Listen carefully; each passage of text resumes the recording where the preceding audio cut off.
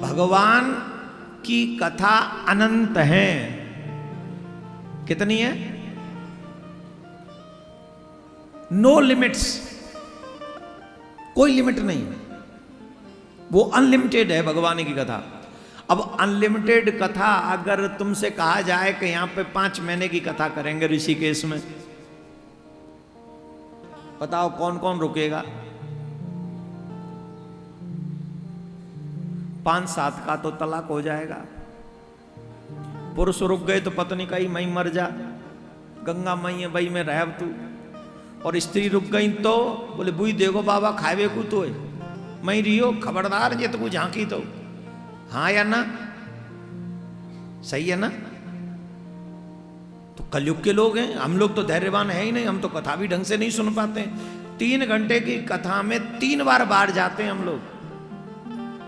एक आसन सिद्ध नहीं है महाराज जी। पहले महाराज जी हम जब हमने कथा प्रारंभ की तो 3-3.5 घंटे सुबह और 3-3.5 घंटे शाम को कथा होती थी, और तब भी लोग आते थे। तब इतना धैर्य था कथा सुनने वालों में। अब कितना धैर्य? 1 घंटा 2 घंटा कथा लगातार कहो तो लोग सो जाते हैं, और ऊपर से एक और बात, भजन सुना दो महाराज जी। भजन जजमान भजन के बने हो कि कथा के? कथा ही सुनने के जजमान बने हो ना। फिर भजन तो बीच में डाल दिया कि जिससे तुम्हारी आंख नहीं। महाराज एक भजन जरूर सुनाओ 1 घंटे में। क्यों?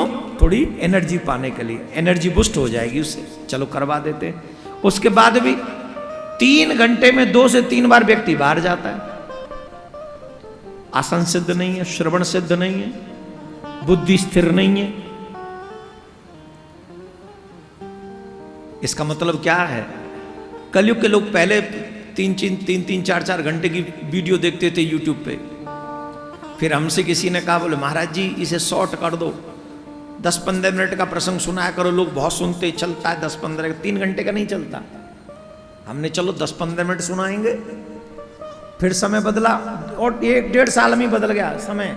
बोले महाराज जी ना, हाँ 15 मिनट का भी नहीं चल रहा। अब मैंने तो कह को चलाओ।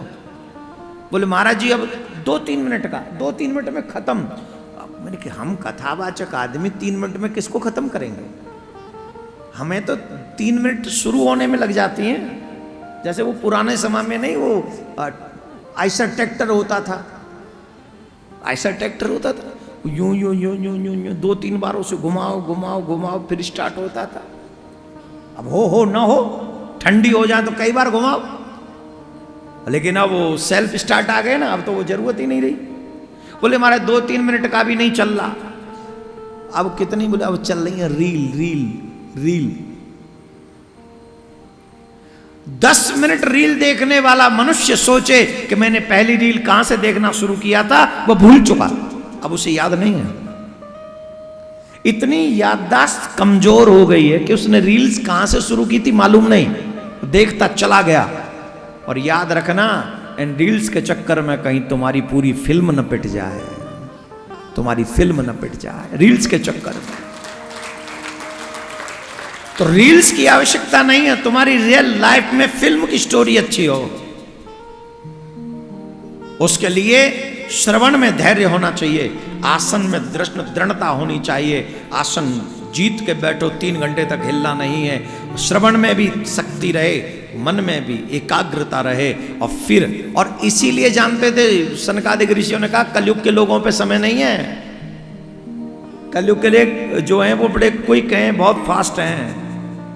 बोले कथा का सार सुना दीजिए, कथा मत सुनाइए, जिससे इन लोगों का कल्याण हो जाए।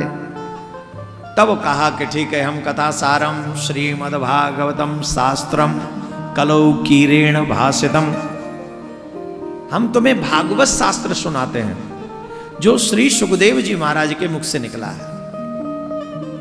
कहां से निकला है? श्री सुखदेव जी महाराज के मुख से। बोले महाराज इसका कुछ महात्म्य है कि आप भागवत जो हमें आप सुनाना चाहते हैं, इसका क्या महात्म्य है? हमें थोड़ा सा ध्यानपूर्वक इसको सुनाइए। इसका महात्म्य क्या? अच्छा, ये महात्मा आपने बार बार सुना है, लेकिन क्रम पूरा करने के लिए सुनना ही पड़ेगा। और सुनाना इसलिए चाहिए, जब हम महात्मा सुनते हैं तो हमारी निष्ठा ग्रंथ में बढ़ती है। कौन कौन प्रणाम करके बैठे हैं भागवत जी को?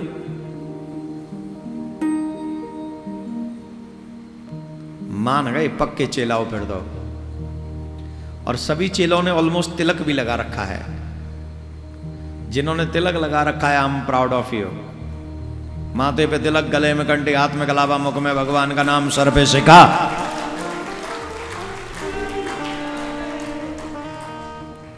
फटी हुई जींस भारत का संस्कार नहीं हो सकती। माथे पे जो तिलक लगा हुआ है वही भारत का संस्कार है। सर पे सजी हुई सिक्का हमारा संस्कार है। महाराज जी, हमारे संस्कारों को हॉट डॉग बना के लोग खा गए। ये बाजार में चीज मिलती है महाराज जी, हॉट डॉग, खाने वाली चीज है।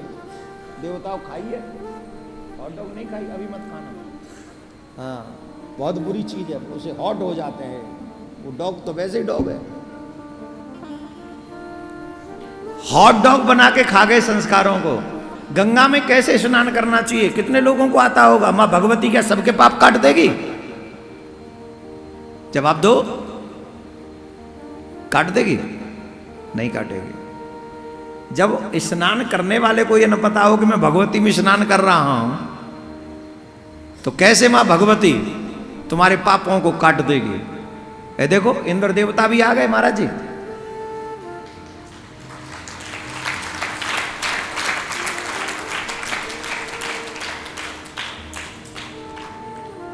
अभी देखो किस किस को आना है। हर की कथा होत है जहां, सब तीर्थ चले आमे वहां। जमुना सिंधु सरस्वती आवे, गोदावरी विलंब। देवता भी शायद इसी की प्रतीक्षा कर रहे थे। बोले भागवत शुरू होगी ना, तब जाके हम ऋषिकेश में पहुंचेंगे, हमें भी सुनने का अवसर मिल जाए।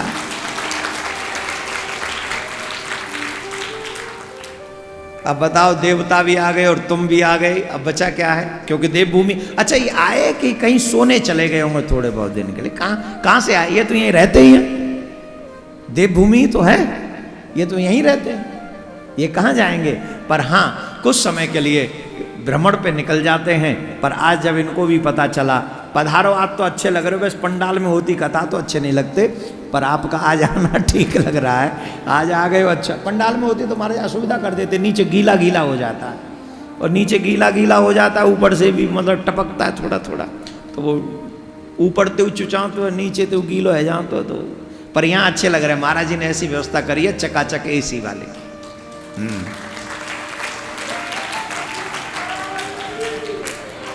इनके जय तो जोड़ते बोलो करो, देवता भी आए देख के तुम्हारी जय को।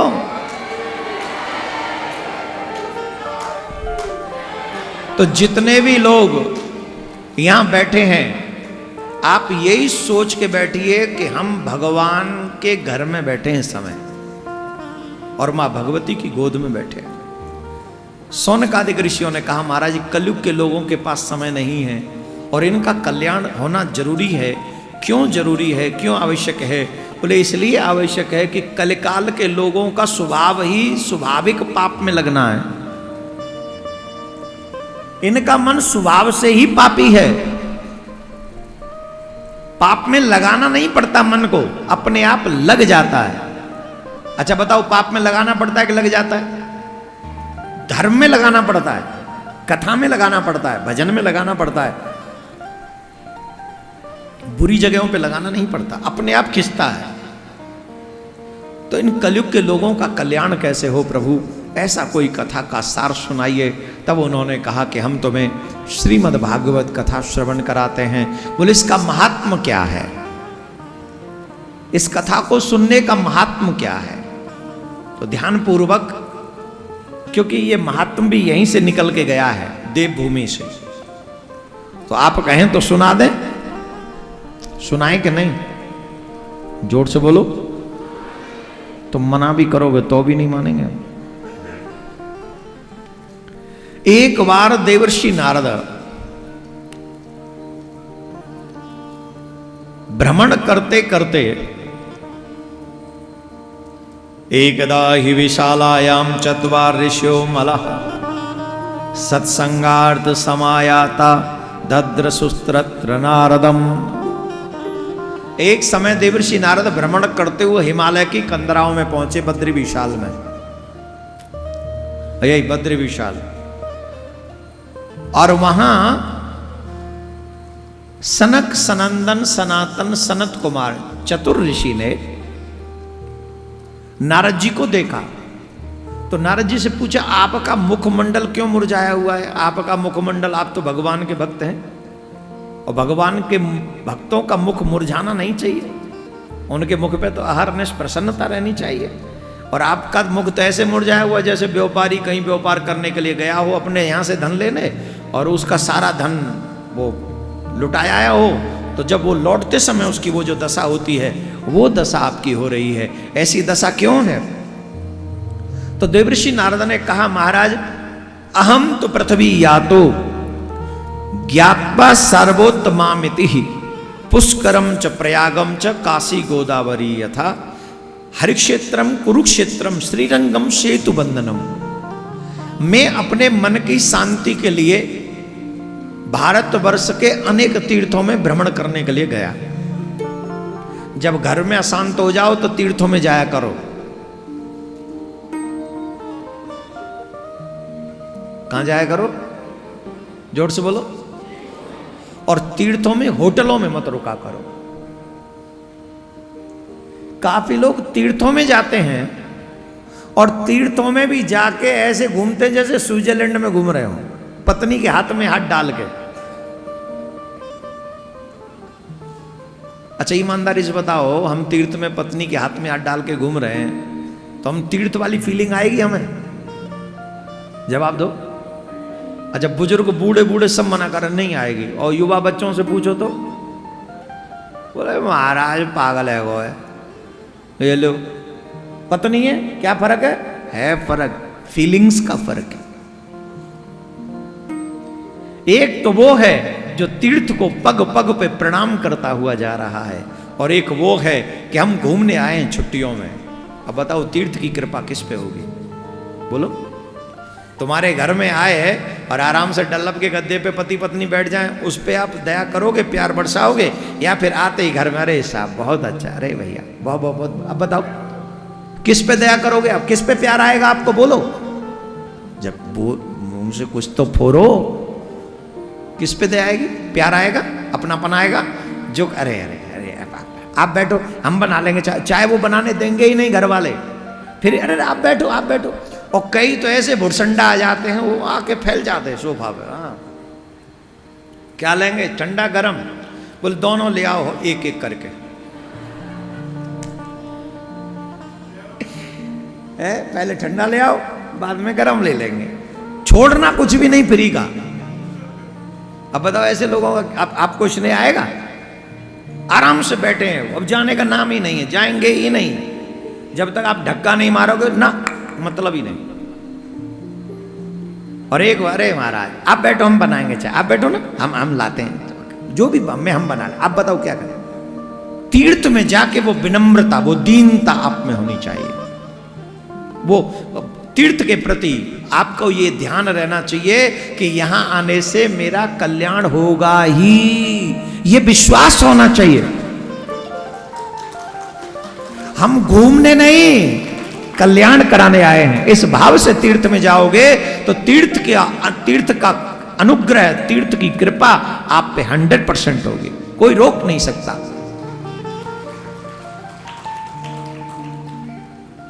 तो नारद जी बोले मैं अनेक अनेक तीर्थों में गया और अनेकों तीर्थों में भ्रमण करके लौटा, पर मेरे मन को शांति नहीं मिली। अरे बोले शांति क्यों नहीं मिली? बोले संसार में जब मैं गया तो ये श्लोक ध्यान से सुनिएगा, बहुत सुंदर श्लोक है। सत्यम नास्ति सत्यम नास्ति तपः शौचम दया दानम न विद्यते उदरभरणो जीवा बराकः कूटभाषिणः। थोड़ा सा 2 मिनट ऐसे बैठ जाओ, ये बहुत जरूरी है। हमको पता चलेगा कि हमारे कलेशों की वजह क्या है। हम लोग कहते हैं इतनी कथा सुनी फिर भी मन में शांति नहीं। अब सुनो क्या है। नारद जी क्या करें? सत्यम नास्ति, कलयुग के मनुष्यों के जीवन में सत्य नहीं रहा, बात बात पे झूठ बोलते हैं, सत्य नहीं है। और रामायण क्या कहती है? धर्म न दूसरे सत्य समान, आगम निगम पुराण बखान।